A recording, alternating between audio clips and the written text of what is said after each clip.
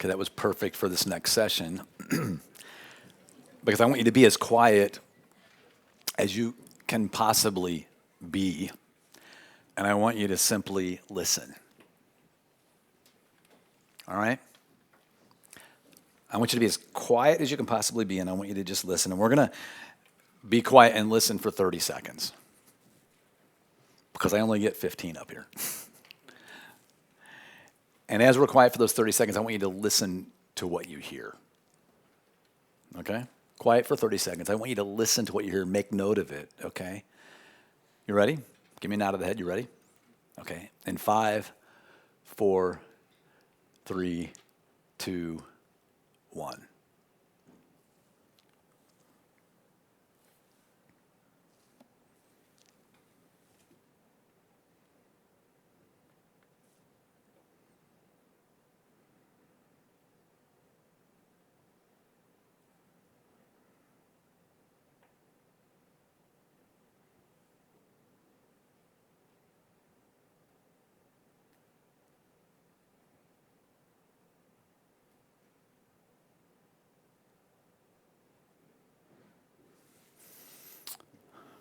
All right, that was 30 seconds. I want you to turn to the person next to you real quick and tell them what you heard. Real quick. What did you hear?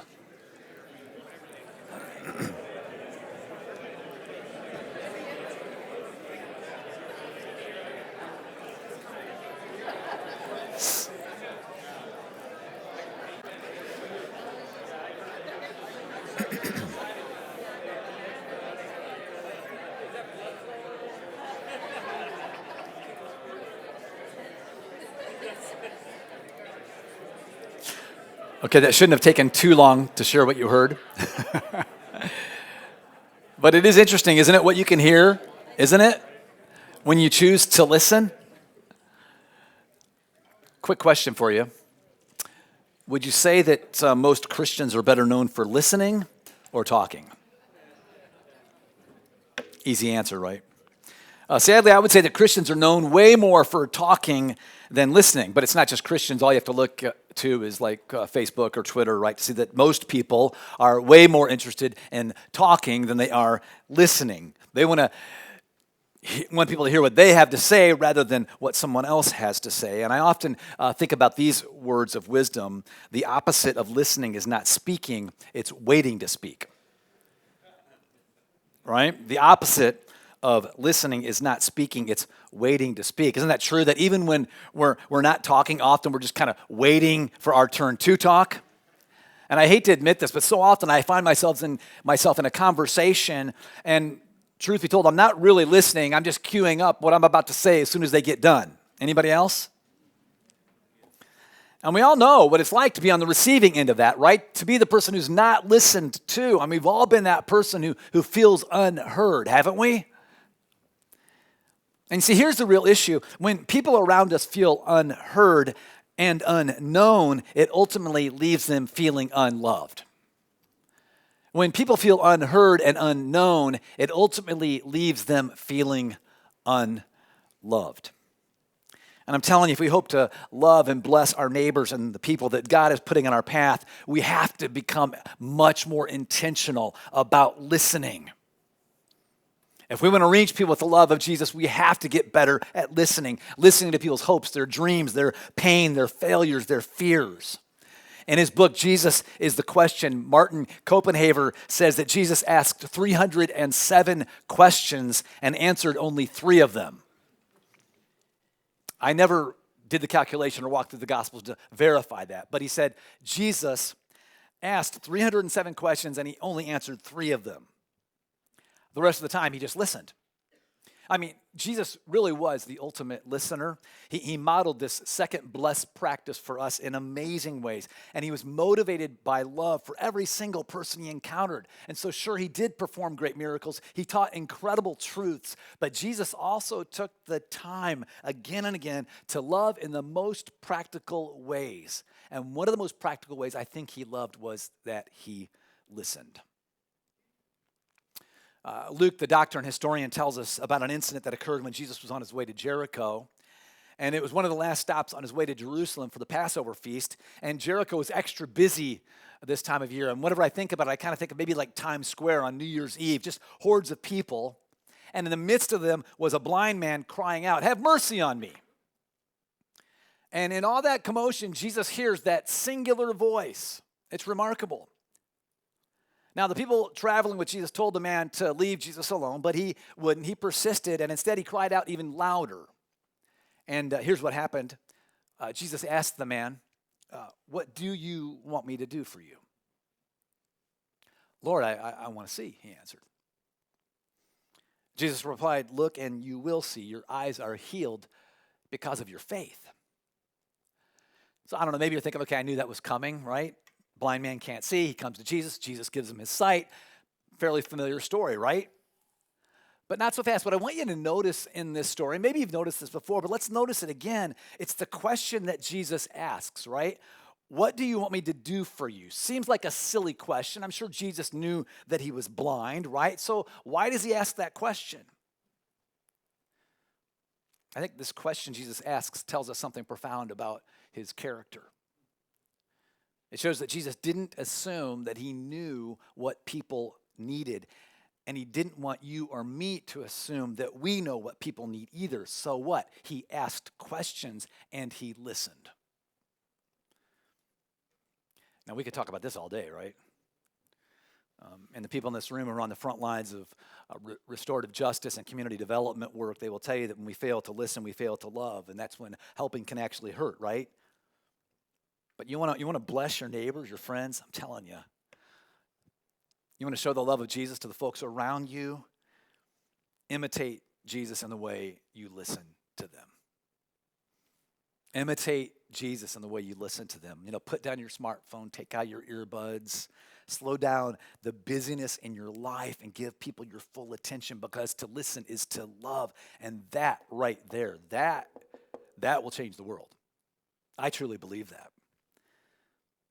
Author David Augsburger writes this. I don't have a slide with this quote, but I love this. He said, "Being heard is as close to being loved that for the average person, they are almost indistinguishable." Think about that. I'll read it again. Being heard is as close to being loved that for the average person, they are almost indistinguishable. You see, when we take the time to listen and truly get to know people, that's when the people around us feel genuinely loved and blessed. And as we look at the life of Jesus and how he modeled these blessed practices, what you'll find is what we found. It's his more frequent and ordinary interactions that just start to kind of like jump off the pages of Scripture, right? It's these moments when he simply paused, perhaps even got down on one knee, looked someone intently in the eye, and he just listened.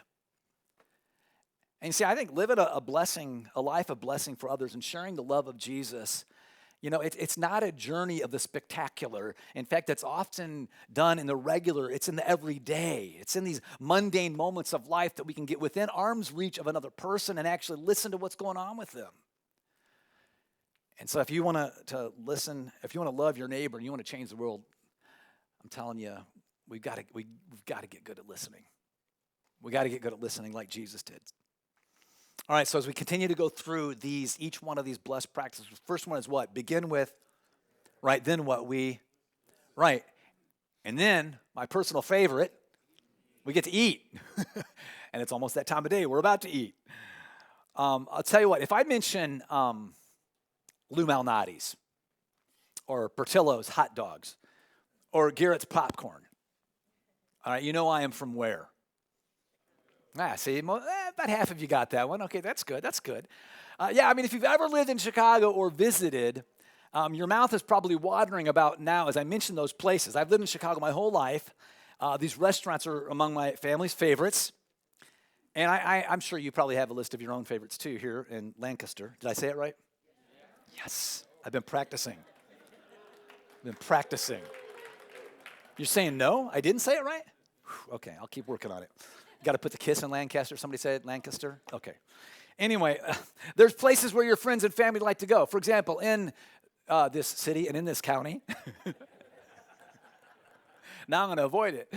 Where do you like to go to get a great burger? Anybody else? Okay. All right. How about a good slice of pizza? Salt and pepper, slice of Brooklyn. Wait. You're getting slice of Brooklyn in Pennsylvania? It's good stuff, though, huh? Okay. And I already know where you get ice cream. It's Turkey Hill. Been told that, got that, loud and clear.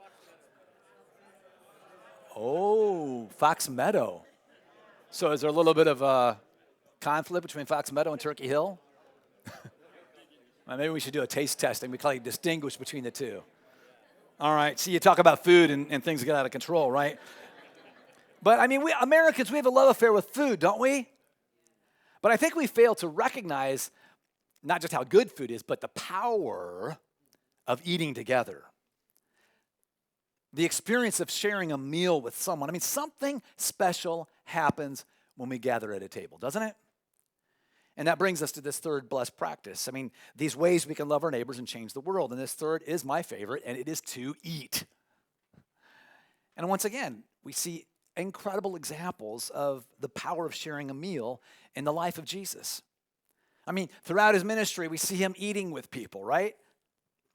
But what's interesting is that if you ask, people, you kind of survey the ways that Jesus blessed the people and places around him during his time on earth, I doubt that eating would necessarily come up, would it? No, you'd see a list that would include things like, well, he taught, he healed, he did miracles, he prayed, he walked on water, he died, came back to life.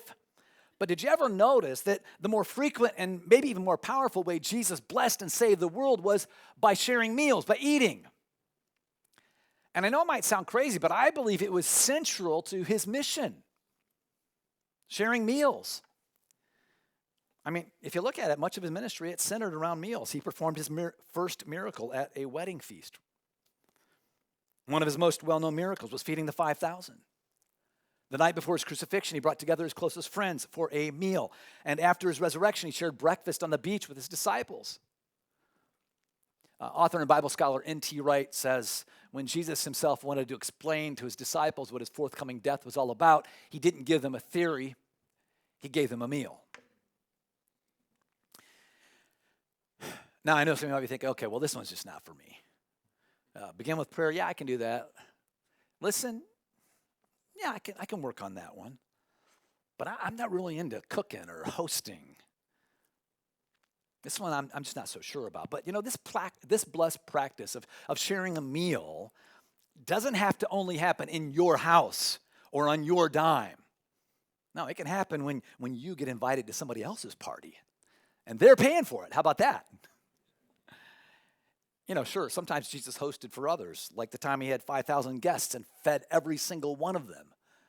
That had to be pretty amazing, huh? You think you've got a challenge inviting another family over. He fed 5,000.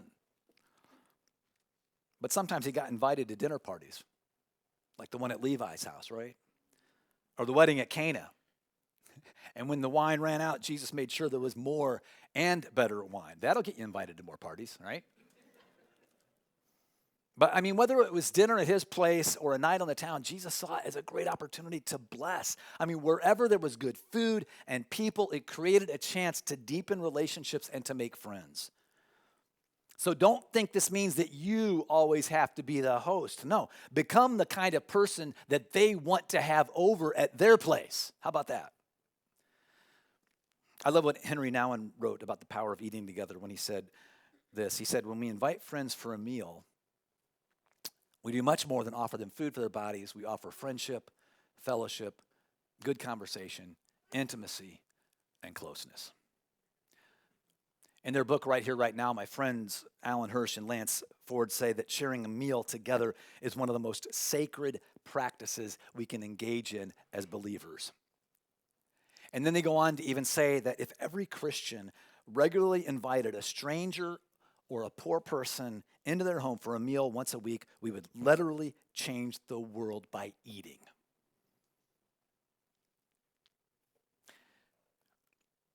And what if they're right? I mean, think about it. If we just decided, you know what? A big part of my mission is going to be sharing meals with people who are far from God. I mean, if you knew the only thing standing between you and a neighbor or an acquaintance coming to know the grace and love of Jesus was sharing a meal with them, would you share that meal? I know you would. If you're here today for an entire day of this, you would surely share a meal with that person.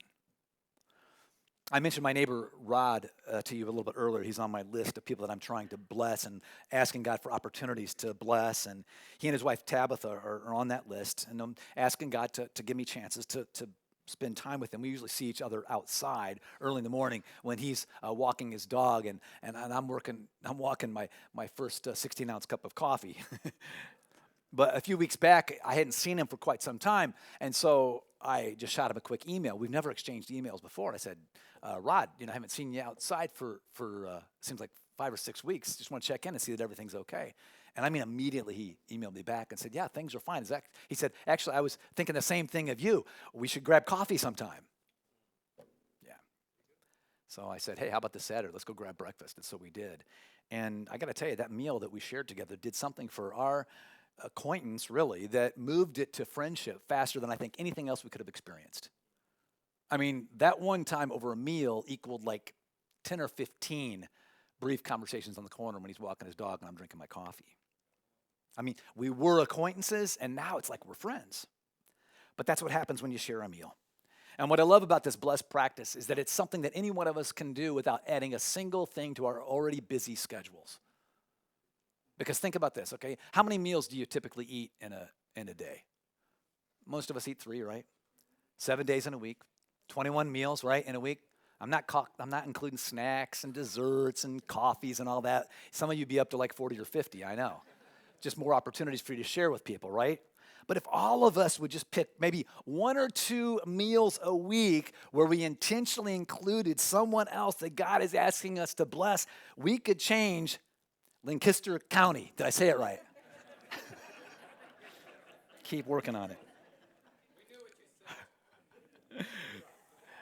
But would you do that? Think about that. I mean, would you choose 1 or 2 meals a week? And I'll tell you what, too, this is kind of the extra credit. I want to push you. Choose someone who doesn't look like you, talk like you, or vote like you. And that last one might be the biggest stretch. Show of hands if you're willing to give this a try.